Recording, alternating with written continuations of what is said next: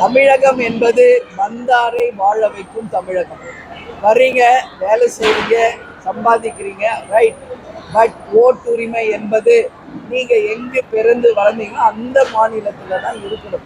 அதுல எந்த மாற்று கருத்துமே இல்லை. நீ நம்ம தமிழகத்தை சேர்ந்த எவ்வளோ பேர் ஃபாரின்ல போய் வேலை பார்க்குறாங்க. தேர்தல் நேரம் வரும்போது வராங்க, தமிழ்நாட்டுக்கு வந்து ஓட்டு போட்டு போகணும்னு நினைக்கிறவங்க போறாங்க. அது மாதிரி இன்னைக்கு பீகார் மற்றும் வட மாநிலத்தவர்கள் எங்க பார்த்தாலும் இன்னைக்கு அவங்க தான் இங்க வேலையில இருக்காங்க, கண் கூட பார்க்குறோம். அவர்களுக்கு ஓட்டுரிமை என்பது அவங்க மாநிலத்தில் இருந்தால்தான் அது வரவேற்கக்கூடிய ஒரு விஷயமாக இருக்கும். அதுதான் தமிழ்நாட்டுக்கும் சரி இந்தியாவுக்கும் சரி நிச்சயமாக ஒரு நல்ல உதாரணமாக இருக்கும்.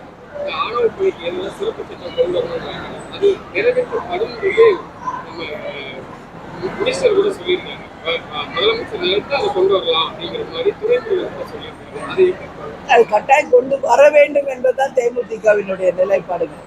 ஏன்னா ஒரு சக மனிதரை இன்னொருத்தர் வந்து வெட்டி சாவடிக்கிறது, கொலை பண்றது எந்த காலத்தையும் ஏற்றுக்கொள்ள முடியாது.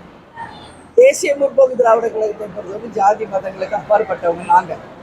இன்னைக்கு நேற்று ஒரு கொஸ்டின் கேட்டாங்க பிரஸ்ல, நீங்க ஜாதி இல்லைங்கிறீங்க, எல்லா கட்சியும் அந்த குறிப்பிட்ட எங்க ஜாதி அதிகமா இருக்கோ அங்கதான் அவங்க வேட்பாளரை அந்த ஜாதிக்காரர் நிறுத்துறாங்க, அதை பத்தி உங்க கருத்து என்ன? ஆனா தேமுதிக அப்படி கிடையாது. இன்னைக்கு எல்லா தொகுதியிலையும் அந்த ஜாதி தான் நிற்கிறாங்கன்னா தேமுதிக அதுல விதிவிலக்கு. நாங்க எல்லா இடத்துலையுமே நிற்கிறோம். அப்படி பார்த்தா தலைவர் முதல் தேர்தலே விருதாச்சலத்துல தானே போட்டி போட்டார் இல்லையா? அதனால நிச்சயமாக எத்தனை பாரதியார் எத்தனை பெரியார் வந்து ஜாதிகள் இல்லையடி பாப்பா என்று சொன்னாலும் அது தொடர்ந்து கொண்டுதான் இருக்கிறது. ஆணவ படுகொலைகளும் தொடர்ந்து இருக்கு. இது வேதனையான ஒரு விஷயம். இதுக்கு முற்றுப்புள்ளி வைக்கணும். சட்டம் மிக ஸ்ட்ராங்கா அதுக்காக போடணும். அதே மாதிரி லாக்அப்புக்கு கொண்டு போய் அங்கேயும் விசாரணையின் பேர்ல கொலை பண்றாங்க. எங்க பார்த்தாலும் கொலை, கொள்ளை, கற்பழிப்பு, செயின் ஸ்நாச்சிங் எல்லாம் நடந்துட்டு இருக்கு. சட்டம் ஒழுங்கு கேள்விக்குறி. இன்னைக்கு டாஸ்மாக்கும் கஞ்சா போதை விற்பனை தான் இது எல்லாத்துக்கும் பேசிக். இன்னைக்கு தமிழ்நாட்டு இளைஞர்கள் வேலைக்கு போகாம வட இந்தியாவில் இருக்கிறவங்க ஏன் இங்க வராங்க? அது காரணம் என்ன? போதை கலாச்சாரம். அதனால அந்தந்த மாநிலத்தில் இருக்கிறவங்களுக்கே நிறைய இளைஞர்கள் இருக்காங்க, அவங்களுக்கெல்லாம் வேலை வாய்ப்பு கொடுத்தா இது போல போதையில போய் அடிமை ஆகாம வருங்கால தமிழகத்தை இளைஞர்கள் நல்லபடியா உருவாக்குவாங்கன்னு நினைக்கிறேன்.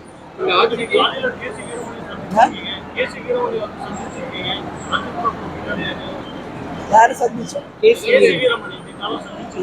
இல்லை இல்லை, அது அவருடைய ஹோட்டலுங்க, அதுல தங்கி இருந்தோம். அதனால மரியாதை நிமித்தமா அவர் வந்து சந்திச்சுட்டு போனார், அவ்வளவுதான். ஹோட்டல்ல தங்குறதுக்கெல்லாம் கூட்டணிலாம் என்ன? அதுக்கு எனக்கு சம்பந்தம் இல்லை. அது நீங்க அங்க போய் கேங்க, என்கிட்ட கேட்டீங்கன்னா நாங்க எங்க கட்சியை தான் போக்கஸ் பண்றோம். யார் இடம் தெரியாது, இப்ப சொல்ல முடியாது. ஜனவரி 9 தான் அது பதில் சொல்லுங்க.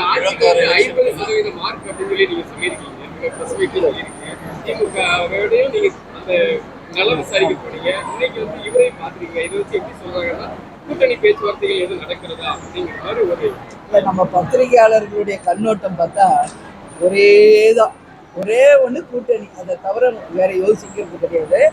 அரண்டவன் கண்ணுக்கு இருந்ததெல்லாம் பேய் மாதிரி ஒருத்தரை பார்த்தா, ஒருத்தருக்கு உடம்பு நல்லா என்ன விசாரிச்சா, ஒரு ஹோட்டல்ல தங்கினா உடனே கூட்டணி. அதுக்கு இதுக்கு சம்பந்தமே இல்லைங்க. தெளிவா நான் சொல்றேன், பத்திரிகையாளர்களாகி நீங்க எங்களுக்கு சப்போர்ட் பண்ணுங்க. நான் தெளிவா சொல்லிட்டு இருக்கேன், எங்க கட்சியை வளர்ச்சியை தான் நாங்க ஃபோக்கஸ் பண்ணோம். இன்னைக்கு கேப்டன் எங்க கூட இல்லை, அந்த கேப்பை நாங்க ஃபில் பண்ணோம். 10 வருஷம் கேப்டன் ஹெல்த் சரியில்லாம அவர் கூடயே இருந்ததுனால இந்த மாதிரி நேரடியா எங்கள் தொண்டர்களை வந்து சந்திக்கிற வாய்ப்பு இல்லை. இப்போ அந்த கேப்டன் மறைந்து 1.5 வருஷம் ஆன பிறகுதான் வெளியவே நாங்க வரோம். அதனால எங்க கட்சியை, எங்க நிர்வாகிகள் தொண்டர்களை நேரடியாக சந்திக்கிற ஒரு வாய்ப்பை இப்போ நாங்கள் ஏற்படுத்தி அது மிக சிறப்பாக போயிட்டு இருக்கு. ஜனவரி 9க்குள்ள இந்த மீட்டிங் எல்லாம் முடிச்சு மகத்தான ஒரு கூட்டணி அமைச்சு நாங்கள் ஜனவரி 9 மாநாட்டில் உங்களுக்கு அறிவிக்கிறோம். தமிழக வெற்றி கழகம், நாம் தமிழர், இந்த மாதிரி 4 முனைகளும் வருமா? இப்போ வரைக்கும் பார்த்தா திமுக அதிமுகன்னு இருக்காங்க. இன்னும் விஜய் என்னன்றது அவர் நிலைப்பாடு இன்னும் சொல்லலை. சீமான் அவர்கள் நான் தனித்து தான் சொல்லியிருக்காரு. தேமுதிக வந்து நிச்சயம் கூட்டணி அமைப்பு. யாருடன் கூட்டணி எப்போ அப்படிங்கிறத நான் ஜனவரி 9 ஒரு டேட் வச்சுருக்கேன். அது வரைக்கும் எங்கள் கட்சி மட்டும்தான் நாங்கள் ஃபோக்கஸ் பண்ணுறோம். உங்களுக்கு கூட்டணி அமைந்தவுடன் உங்களை அழைத்து அதிகாரப்பூர்வமாக தலைமை கழகம் அறிவிக்கும். எம் நாடு செய்தி தொலைக்காட்சியை காணுங்கள். பாதகம் செய்பவரை கண்டால் நாம் பயம் கொள்ளலாகாது பாப்பா. மோதி மிதித்து விடு பாப்பா, அவர் முகத்தில் உமிழ்ந்து விடு பாப்பா. அண்மை செய்திகளை உடனுக்குடன் தெரிந்து கொள்ள இணைந்திருங்கள் எம் நாடு தொலைக்காட்சியுடன்.